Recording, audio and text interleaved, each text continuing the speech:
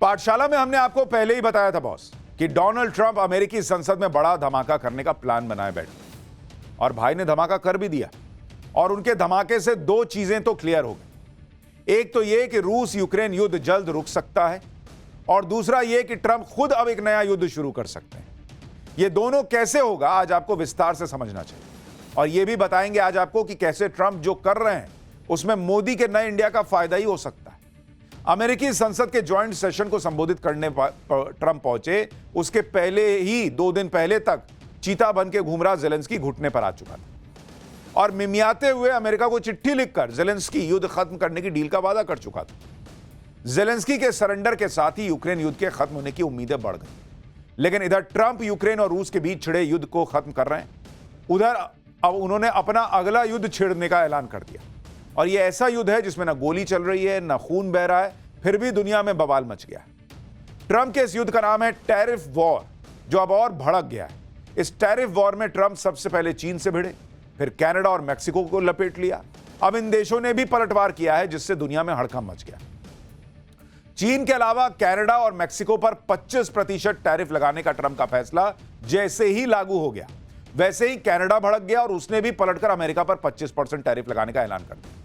Mexico की तरफ से भी कहा गया कि वो भी अमेरिका के सामान पर टैरिफ लगा देंगे। चीन तो खुलकर मैदान में आ गया, अगर अमेरिका युद्ध चाहता है तो फिर हम भी तैयार है। मतलब वो तो ये कह रहा है कि जमीन पर युद्ध लड़ना है तो लड़ लो, टैरिफ वॉर करना है तो कर लो, चीन लड़ने के लिए तैयार है। यानी 4 देश सीधे सीधे टैरिफ वॉर में कूद गए हैं और ये 4 देश वो हैं जिनके बीच दुनिया के कुल ट्रेड का 15% व्यापार होता है। भाई साफ बात है, अगर ये 4 आपस में भिड़ रहे हैं तो उथल पुथल तो दुनिया में मचेगी। लेकिन दुनिया में जो भी हो, एक बेसिक सवाल हर भारतीय के मन में रहता है कि हमारा क्या होना, ये तो बताओ।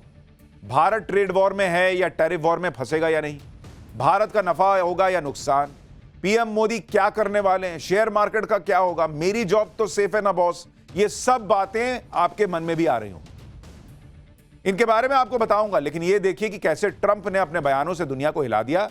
फिर आपको एक एक चीज विस्तार से समझाता हूं।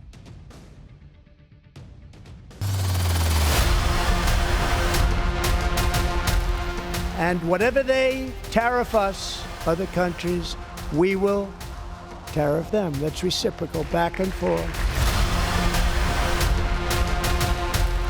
Right now, you don't. Very You're playing serious, cards. Mr. President. You're I'm playing very cards. serious. You're gambling I'm the with the president lives of of the world. millions.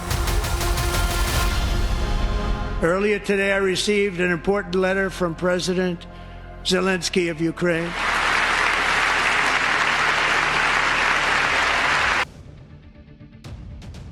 अमेरिकी संसद में ट्रंप उसी अंदाज में दिखे जैसे उन्होंने कहा कि वो धमाका कर देंगे।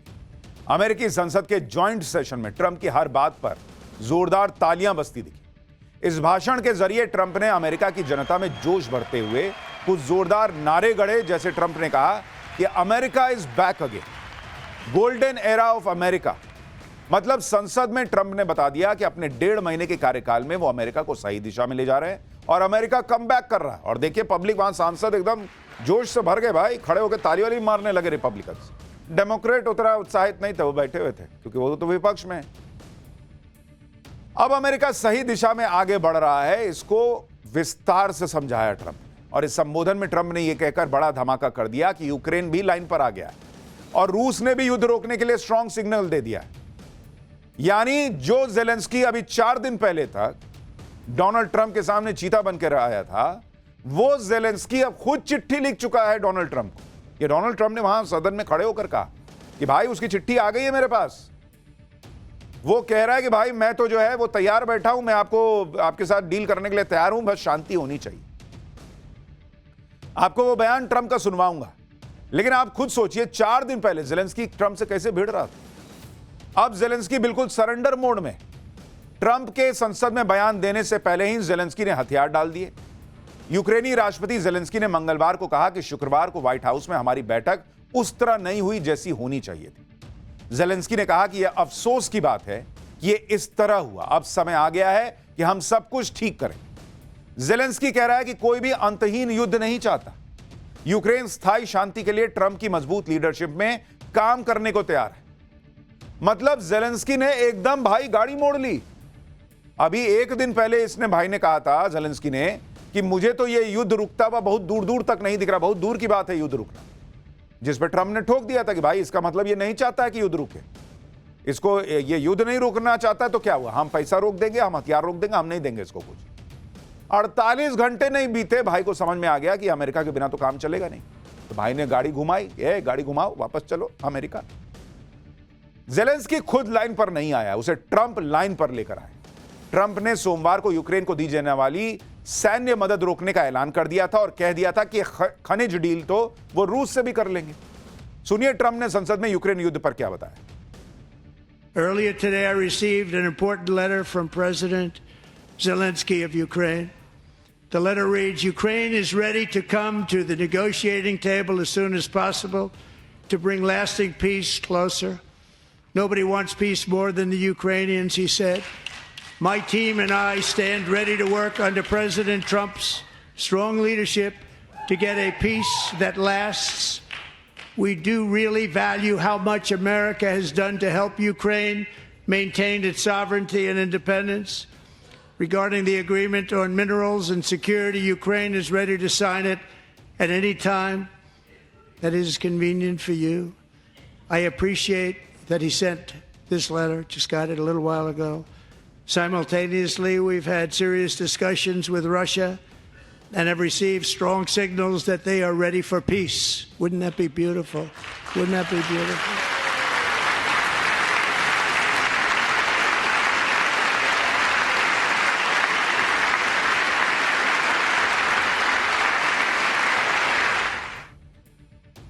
यानी डोनाल्ड ट्रंप ने क्लियर कर दिया कि भाई ज़ेलेंस्की तो कह रहा है कि मैं आप जिस दिन बोलिए, जब बोलिए, मैं साइन करने को तैयार हूं, और पुतिन तो तैयार बैठे ही। यानी उम्मीद बढ़ गई है कि रूस यूक्रेन युद्ध रुक सकता है। ज़ेलेंस्की को तो ट्रंप लाइन पर ले आए, लेकिन उन्होंने जब अपना नया युद्ध शुरू किया है, टैरिफ वॉर, जब आप किसी की सीमा से अंदर घुसते हैं तो उसको टैक्स देते हैं, पैसा देते हैं, टैरिफ देते हैं, वो टैरिफ वॉर शुरू करने का ऐलान कर दिया ट्रंप ने। उस पर चीन और कनाडा ट्रंप से भिड़ गए। टैरिफ वॉर में बड़े बड़े देश के नेताओं में गली मोहल्ले वाली लड़ाई शुरू। कनाडा के पीएम जस्टिन ट्रूडो ने ट्रंप के फैसले को मूर्खतापूर्ण फैसला बता दिया। जस्टिन ट्रूडो को सुनिए, फिर बताऊंगा कि ट्रंप ने ट्रूडो को कैसे करारा जवाब दिया। Now, it's not in my habit to agree with the Wall Street Journal, but Donald, they point out that even though you're a very smart guy, this is a very dumb thing to do. Justin Trudeau ने Trump को आंखें दिखाने की कोशिश की, तो Trump कहां पीछे हटने वाले भाई साहब। ट्रंप ने भी तगड़ी रगड़ाई कर दी। ट्रंप ने कहा कि प्लीज कोई कनाडा के गवर्नर ट्रूडो को बताए कि अगर वो जवाबी कार्रवाई में अमेरिका पर टैरिफ लगाएंगे तो हम भी अपने रेसिप्रोकल टैरिफ को और बढ़ा देंगे। और डोनाल्ड ट्रंप ने अपने जवाबी बयान में ट्रूडो को कनाडा के प्रधानमंत्री की जगह जानबूझकर गवर्नर कहा। इसके पीछे की वजह यह है कि ट्रंप कनाडा को अमेरिका में मिलाना चाहते हैं और वो कनाडा को अमेरिका का 51वां राज्य बता भी चुके हैं। तो भाई अगर वो राज्य बनेगा अमेरिका का तो वो ट्रूडो गवर्नर ही रह जाएंगे ना। इसी से ट्रूडो घबराए हुए हैं। जस्टिन ट्रूडो ये भी आरोप लगा रहे हैं कि ट्रंप तो पूरी कनाडा की अर्थव्यवस्था को तबाह करना चाहते हैं, जिससे वो आसानी से कनाडा को अपने में मिला लेंगे। ट्रूडो कह रहे हैं कि ऐसा कभी नहीं होगा, कनाडा कभी अमेरिका का 51वां राज्य नहीं बनेगा। ट्रूडो भले ही ट्रंप को आंखें दिखा दें या कुछ भी उल्टा सीधा बोल के थोड़ा पॉपुलैरिटी लेने का प्रयास करें, लेकिन सच तो यह है कि कनाडा अभी अमेरिका से भिड़ने की स्थिति में नहीं है। किसी भी युद्ध में सबसे ज्यादा दुर्गति उस पक्ष की होती है जो कमजोर होता है, और ट्रंप के साथ टैरिफ वॉर में कनाडा कमजोर साइड पर ही खड़ा है।